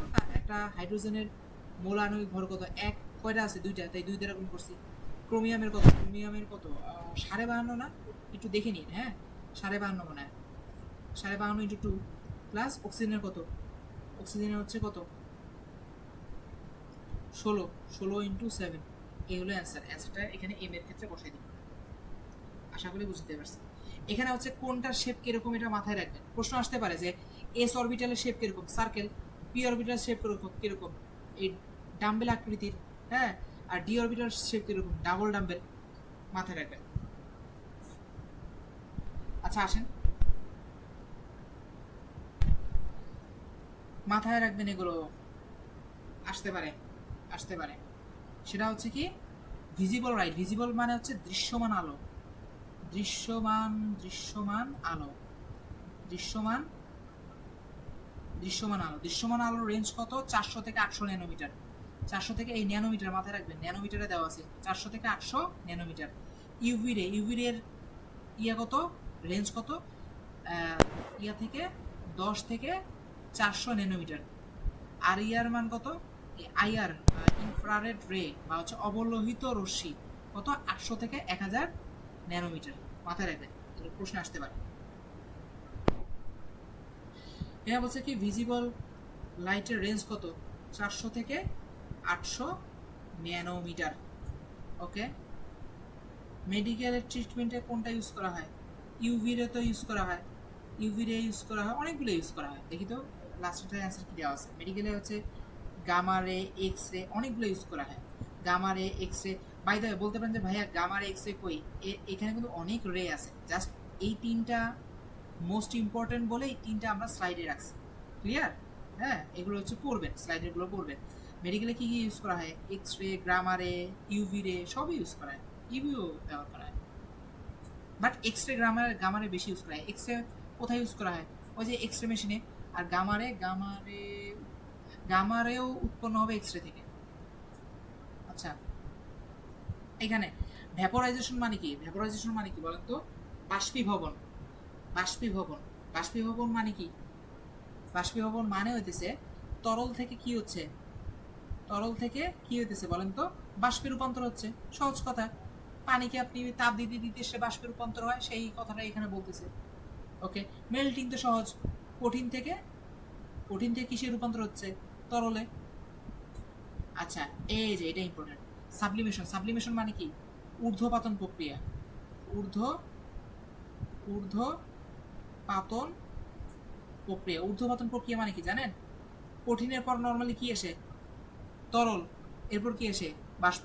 বাট এখানে কঠিন থেকে ডাইরেক্ট কি হবে? বাষ্প হবে, কোনো তরলের স্থান নাই। কারা করে?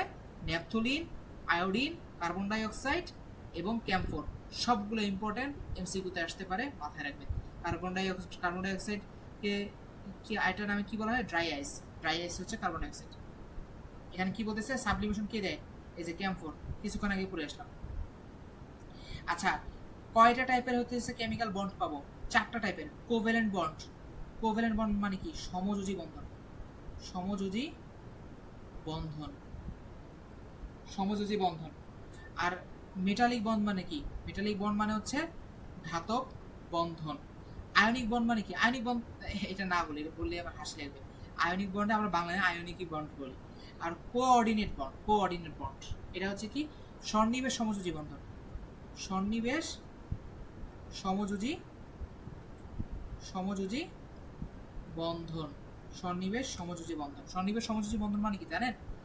নর্মালি যদি এটা একটু বলতে চাই, দেখেন এ একটা মৌল, বি আর একটা মৌল, এরা পরস্পর বন্ধন তৈরি করতে চাচ্ছে। বন্ধন তৈরি করতে কয়টা ইলেকট্রন লাগে জানেন? 2টা ইলেকট্রন লাগে।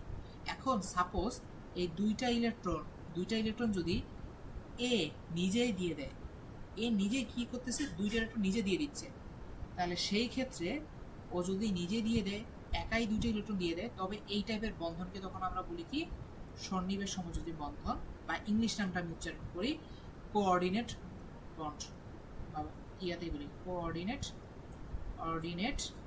বন্ড। আশা করি বুঝতে পারছেন। এখানে বলতেছে কি নিচের কোনটি আয়নিক বন্ড? আয়নিক বন্ড হচ্ছে সহজ, এটা হচ্ছে কি NaCl, এটা আয়নিক বন্ড। আয়নিক বন্ডে কি থাকে? একটা ধাতু থাকে, এটা হচ্ছে অধাতু, এগুলো জানে। সোডিয়াম হচ্ছে ধাতু আর Cl হচ্ছে অধাতু, রাইট? এগুলো জানে। এখানে বলতেছে নিচে কোনটি আয়নিক বন্ধনও আছে আবার কোভ্যালেন্ট বন্ড আছে। দেখি তো কোনটা। এটা হচ্ছে কোভ্যালেন্ট বন্ড, হ্যাঁ, এই সমযোজী বন্ধন, কারণ দুটোই অধাতু। এটাও হচ্ছে কোভ্যালেন্ট বন্ড, দুটোই অধাতু, সমযোজী বন্ধন। এইটা আয়নিক বন্ড, হ্যাঁ, বাট এইটা হবে অ্যান্সার। কারণটা কি জানেন? Na প্লাস OS মাইনাস, তাহলে এটা কি হলো? আয়নিক বন্ড হলো না? আবার দেখেন OS এর ক্ষেত্রে খেয়াল করে দেখেন, এটাও অধাতু, এটাও অধাতু, তাহলে এদের মধ্যে যে বন্ডটা তৈরি হয়েছে সেই বন্ডকে আপনি কি বলবেন? কোভ্যালেন্ট বন্ড বলবেন না? কোভ্যালেন্ট বন্ড বলবেন না? তাই এটার মধ্যেই আয়নিক বন্ডও আছে আবার কোভ্যালেন্ট বন্ডও আছে। এই যে এখানে একটা সূত্র আছে, সূত্রটার অ্যাপ্লাইটা শিখি। আসেন, বলতেছে কি নিউট্রাল সলিউশনের পিএইচ কত? নিউট্রাল সলিউশনের পিএইচ কত আপনারা তো জানেন, নিউট্রাল সলিউশনের পিএইচ হচ্ছে 7। যদি অ্যাসিডিক সলিউশন হয়, তাহলে সেটার পিএইচ এর ভ্যালু কত আসবে? 7 এর থেকে কি আসবে? নিচে আসবে। আর যদি বেসিক বা ক্ষারীয় টাইপের সলিউশন হয়, তাহলে পিএইচ এর ভ্যালু কি হবে? পিএইচ এর ভ্যালু 7 এর থেকে বড় হবে। বলতেছে কি পিএইচ এবং পিওএইচ এর রিলেশন বলো। পিএইচ প্লাস পিওএইচ এর ভ্যালু কত? 14। শেষ। এই সম্পর্কটা জানতে যাচ্ছে, মাথায় রাখবেন। আচ্ছা আসেন, এখানে কি বলতেছে দেখেন। এখানে বলতেছে আচ্ছা ফিজিক্স ক্লাসে আমি এটা পড়াইছি, সুতরাং এই ক্লাসে এখানে আমি এই জায়গাটুকুটা রিপিট করব না। কারণ কি বয়েলের সূত্র কি, এখানে টি কনস্ট্যান্ট এটা বুঝাইছিলাম, চার্লসের সূত্র পি কনস্ট্যান্ট বুঝাইছিলাম, এটা হচ্ছে আইডিয়াল গ্যাসের সূত্র সেটা বলছিলাম। হ্যাঁ, এখানে মাথায় রাখবেন হচ্ছে এখানে এই কয়টা নিয়ে কথা বলা আছে, এই যে নিচের কয়েকটা। এসএটিপিতে টেম্পারেচার কত জানেন? 25°C, আর এসটিপিতে 0°C। এখানে হচ্ছে কি 1 atm, এখানেও 1 atm, মানে কন্ডিশনগুলো হচ্ছে এরকম। আর এসিটিপিতে আর কিছু আছে, হ্যাঁ, 1 mol = 24.789 লিটার, হ্যাঁ। আর এইখানে 1 mol = 22.4 লিটার। এগুলো ইনফরমেশন মাথায় রাখবেন, আর এটা হচ্ছে ইয়ার কি বলে আরএমএস বেগ, বা আরএমএস এর ফুল ফর্ম কি বলেন তো? Root mean square. আচ্ছা ম্যাথে ঢুকে আসেন, বলতেছে কি এটার সিআরএমএস বেগের মান বের করো। সিআরএমএস বেগের সূত্র কি? 3RT/m। মান বসান, 3 ইন্টু আর এর ভ্যালু অলওয়েজ কি বসাবেন? 8.314। টি এর ভ্যালু কত? টি এর ভ্যালুটা অবশ্যই কেলভিনে বসাবেন। কেলভিনে বসালে এটা কত হবে? 373 কেলভিন। তাহলে 373 বসান। এখানে এম এর ভ্যালুটা কিসে বসাবেন? কেজিতে বসাবেন। আমি কিন্তু যেগুলো ইম্পর্টেন্ট কথা সেটা কিন্তু বলে দিচ্ছি, মনোযোগ সহকারে যদি শোনেন বুঝবেন, মাথায় থাকলে প্র্যাকটিস করতে পারবেন, অ্যাপ্লাই করতে পারবেন, রেজাল্ট ভালো হবে। আর যদি মাথায় না রাখেন, মিস করে যান আমার কথাগুলো, তাহলে টোটালি মিস করবেন। যা বলছি প্রতিটা ইম্পর্টেন্ট কথা বলছি। যেমন আমি এর আগেও বলছি যে আরও 1 মাস আগে আমি ভিডিও রেকর্ড করছি সেম স্লাইডের উপর, ওখানে ছিল 2 ঘন্টার ক্লাস, অলমোস্ট 6 মিনিট কম 2 ঘন্টা। অনেক ভেঙে পড়েছে। আমি এটা কতক্ষণের ক্লাস হচ্ছে আমি জানি না, আই ডোন্ট নো, 2 ঘন্টা হবে না এটা আমি শিওর। কারণটা কি, ওই ক্লাসে আমি অনেক ভেঙে পড়াইছি, বাট এই ক্লাসে জাস্ট ইম্পর্টেন্ট কথাটা বলতেছি। সুতরাং আপনি যদি কোনো কিছু মিস করেন, আপনি ইম্পর্টেন্ট কথাটাই মিস করছেন, মাইন্ড ইট। আচ্ছা, এটা কেজিতে কনভার্ট করতে হবে। এটা কি অক্সিজেন না? অক্সিজেনকে আণবিক ভর কত, 32 না? কিন্তু 32 রাখলে কি হবে, 32 তো গ্রাম, কেজিতে আনলে কি করবো, 10⁻³ আনবো। শেষ, এটা হলো আমার অ্যান্সার। আচ্ছা, এই যে এসিটিপির টেম্পারেচার কত, এসিটিপির টেম্পারেচার হচ্ছে 25°C, রাইট? আর এখানে এই ম্যাথটা দেখি এই কারা কারা আমার ক্লাসটা করে। এই 1 নাম্বার ম্যাথটা আপনাদেরকে আমি HW দিলাম, দেখি কারা ম্যাথটা করে এখানে দেয়, বা যদি না পারেন, না পারলে কোনো সমস্যা নেই, না পারাটা কোনো দোষের না। দোষটা কোথায় জানেন, যদি কেউ না বুঝে এমনি বলে হ্যাঁ হ্যাঁ হ্যাঁ ভাইয়া বুঝছি বুঝছি বুঝছি বুঝছি, এইটা দোষের। আপনি না বুঝলে 500 বার প্রশ্ন করবেন। আমরা যথেষ্ট পরিমাণ ফ্রেন্ডলি, আমাদের টার্গেট একটা, যে ভাই আমি আপনাদেরকে হেল্প করবো, আপনার চান্স পান, শুক্রিয়া আদায় করেন, পারলে আমাদের কথা আরো কয়েকজনকে বলি। সোজা কথা ভাই, আমি অনেস্ট ব্যক্তি, আমি মুখে যা মনে তা, সোজা কথা বললাম। তা যাই হোক, কথায় আসি।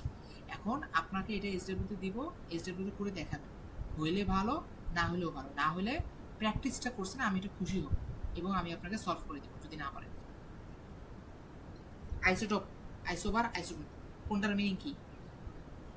এটা মানে হচ্ছে প্রোটন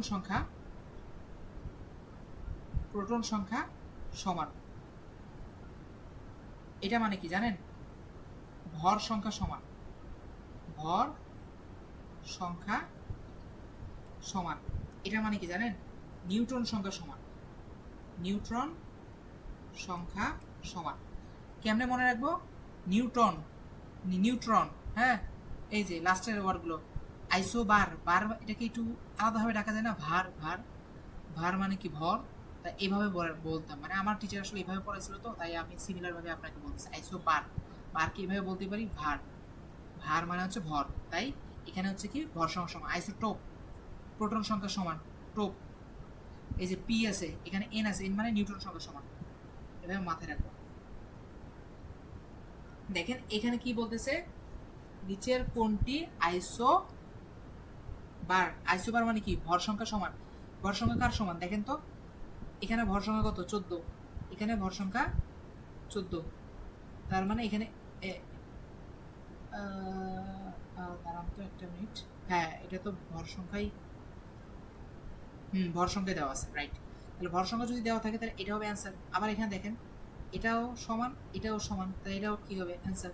তার মানে ভর সংখ্যা যেখানে যেখানে সমান হবে সেটা হবে কারেক্ট অ্যান্সার, কারণ আমাকে বলে দিছে আইসোবার। আইসোবার মানে কি ভর সংখ্যা সমান। আচ্ছা, এখানে দেখেন আইসোটোন, আইসোটোন মানে কি নিউট্রন সংখ্যা সমান।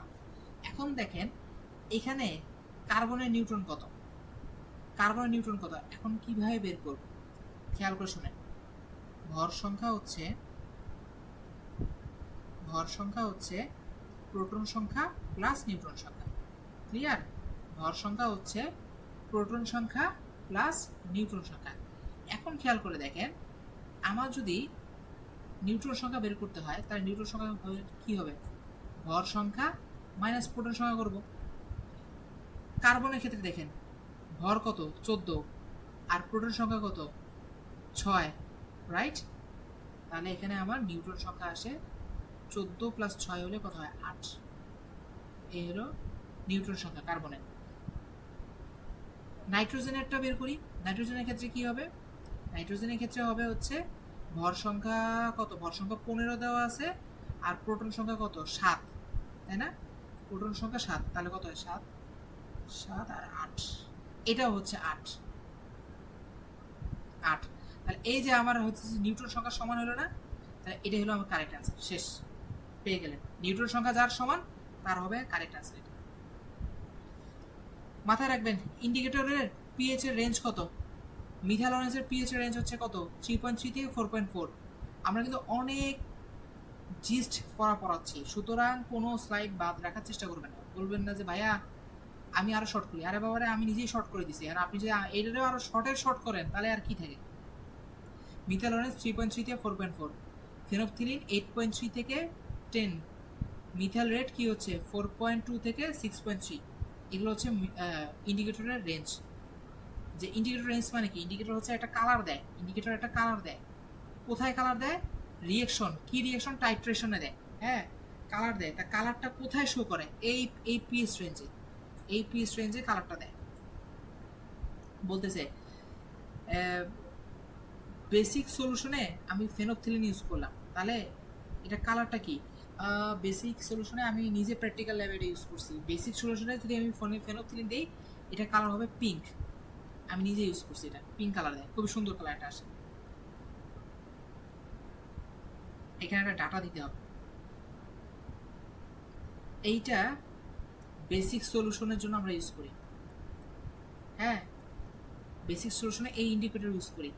আর বাকি দুইটা হচ্ছে কি জানেন? অ্যাসিডিক। অ্যাসিডিক সলিউশনে আমরা হচ্ছে এই ইন্ডিকেটর ইউজ করি, মাথায় রাখবেন। এই ফেনোকথিলিনটা না আবার হচ্ছে অ্যাসিডিকেও ব্যবহার করা যায়, এটা মাথায় রাখেন। হ্যাঁ, এটা একটু এক্সেপশনাল, বেসিকেও ব্যবহার করা যায়, অ্যাসিডিকেও ব্যবহার করা যায়।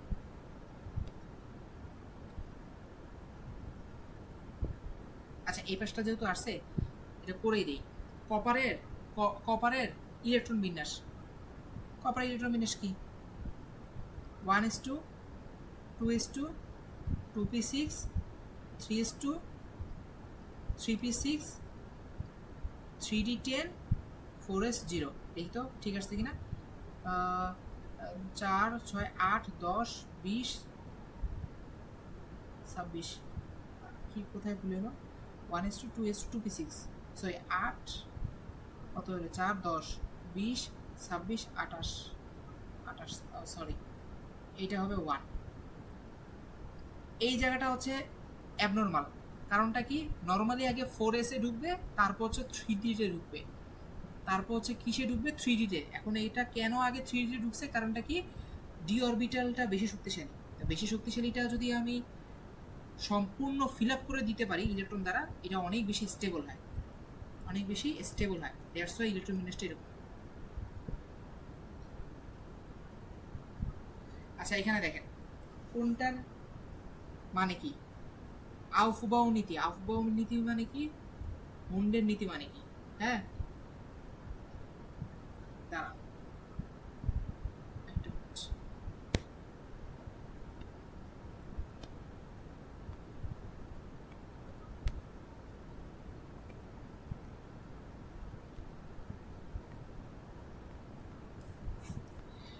হ্যাঁ, আউফবাউ নীতি মানে হচ্ছে কি জানো? ও হ্যাঁ, ইলেকট্রন আগে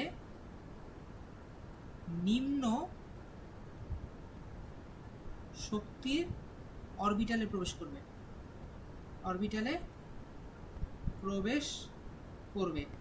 প্রশ্ন করতে পারেন, ভাইয়া অরবিটালের প্রবেশ করবে। হ্যাঁ ভাইয়া, কি বলে? অরবিটালের শক্তি আমরা পরিমাপ করবো কেমনে? অরবিটালের শক্তি পরিমাপ করবেন n+n দ্বারা। n+n যত বেশি, সেটা তত বেশি কি শক্তিশালী। যেমন 4s আর 3d নেই, খেয়াল করে দেখেন। 4s এর ক্ষেত্রে দেখেন এই সূত্রটা অ্যাপ্লাই করে, তাহলে কি আসলো? 4+0। আর এখানে যদি আমি অ্যাপ্লাই করি, তাহলে কি আসলো? 3+ এটা কত? 2। দেখেন এই অরবিটালে মান আসছে 4 শক্তির মান, আর এই অরবিটালের মান আসছে 5, এটা বেশি শক্তিশালী। দ্যাটস ওয়াই এই জায়গাটাতে বেশি শক্তিশালী অরবিটালটা আগে ফিল আপ করছি, আর এখানে কম শক্তিটাতে পরে ফিল আপ করছি। এটা অ্যাবনর্মাল। কার অ্যাবনর্মাল জানেন? এই আউফবাউ নীতি। আউফবাউ নীতি বলছি আমার নিম্ন শক্তির অরবিটালে আগে প্রবেশ করবে, অর্থাৎ হিসাব অনুসারে 4s এ আগে ঢোকার কথা ছিল, তারপর 3d তে। বাট ওই কেসটা হচ্ছে কপারের ক্ষেত্রে অ্যাবনর্মাল। আচ্ছা, হুন্ডের নীতি। হুন্ডের নীতিটা কি? নিচেরটা বলি। হুন্ডের নীতিটা হইতেছে কোনো একটা অরবিটালে, ধরেন এটা পি অরবিটাল দিলাম, কথার কথা, ইলেকট্রন প্রবেশ করবে। কেমনে প্রবেশ করবে জানেন? প্রথমে একটা আসলো, আরেকটা ইলেকট্রন আসবে না, সে আরেকটা ঘরে ঢুকবে, আরেকটা ইলেকট্রন আসবে না, তারপর আরেকটা ঘরে আসবে। অর্থাৎ সর্বোচ্চ সংখ্যক বেজোড় ইলেকট্রন অবস্থায় থাকবে। কারণটা কি? তাতে স্টেবল হয়। ইলেকট্রন ইলেকট্রনকে বিকর্ষণ করে, আকর্ষণ করে না। তাই দুইটা ইলেকট্রন কখনোই সবার প্রথমে পেয়ার করতে চাবে না বা জোড়া করতে চাবে না, সহজ কথা। এইটা হচ্ছে হুন্ডের নীতি। তারপরে যদি আরেকটা ইলেকট্রন আসে, তখন এটা পেয়ার করবে, আরেকটা যদি ইলেকট্রন আসে, তখন পেয়ার করবে। আশা করি বুঝতে পারছেন। আর পাউলির নীতি বা পাউলির নীতি বলি। পাউলির নীতি এটা এটা কি পাউলের নীতি হচ্ছে একটি মৌলের দুইটি ইলেকট্রনের কোয়ান্টাম ভ্যালু, হ্যাঁ, কোয়ান্টাম ভ্যালু সমান হবে না, অর্থাৎ একটি মৌলের দুটি ইলেকট্রনের কোয়ান্টাম ভ্যালু কখনোই সমান হবে না, কোয়ান্টাম মান কখনোই সমান হবে না। আচ্ছা আসেন, আচ্ছা এখানে কিছু হচ্ছে বাড়তি ইনফরমেশন দিয়ে দিছে, যেটা বললাম যে প্রথমেই শুরু করছিলাম কিছু মানে কেমিস্ট্রি এবং বায়োলজি খুবই আনপ্রেডিক্টেবল, বলা যায় না কই থেকে আসছে। তা আমরা কিছু পড়ালেখা করে বলতে হচ্ছে মানে ওই কোশ্চেন অ্যানালাইসিস করে তো কিছু পাইছি, তো সেগুলো আপনাদের সামনে তুলে ধরছি, যেটা আপনারা নিজেরা এখানে পড়বেন। এটাতে বলার কিছু নাই, এটা মুখস্থ। হ্যাঁ, বলছে সোডিয়ামের ইলেকট্রন বিন্যাস, এটা আপনারা করবেন, ছোটবেলার কাহিনী। বলছে নিচের কোথায় ইলেকট্রন আগে প্রবেশ করবে। আসেন, নিচের কোথায় ইলেকট্রন আগে প্রবেশ করবে? নিম্ন শক্তির অরবিটালে আগে প্রবেশ করবে। এটা কার নীতি ছিল? আউফবাউ নীতি অনুসারে নিম্ন শক্তি অরবিটালে আগে প্রবেশ করবে। তাহলে নিম্ন শক্তিটা বের করব কিভাবে? n+l সূত্রটা দ্বারা। তো আপনি যদি n+l করেন তাহলে এখানে দেখবেন রেজাল্ট আসে 6+ কত SPD 012, অর্থাৎ এখানে আসে 8 আর এখানে আসে হচ্ছে কত 011, মানে এখানে আসে 6। তার মানে যেহেতু এটা হচ্ছে নিম্ন, এটার শক্তির মান কম, তাহলে এই 5p-তে সবার আগে হচ্ছে ইলেকট্রন প্রবেশ করবে, তারপর 6d-তে করবে, অ্যাকর্ডিং টু আউফবাউ নীতি। এর মধ্য দিয়ে কেমিস্ট্রি ক্লাস আজকে সমাপ্ত হলো। ধন্যবাদ সবাইকে। কোনো জিনিস না বুঝতে পারলে অবশ্যই গ্রুপে বলবো, আমরা হচ্ছে সমাধান করে দিব।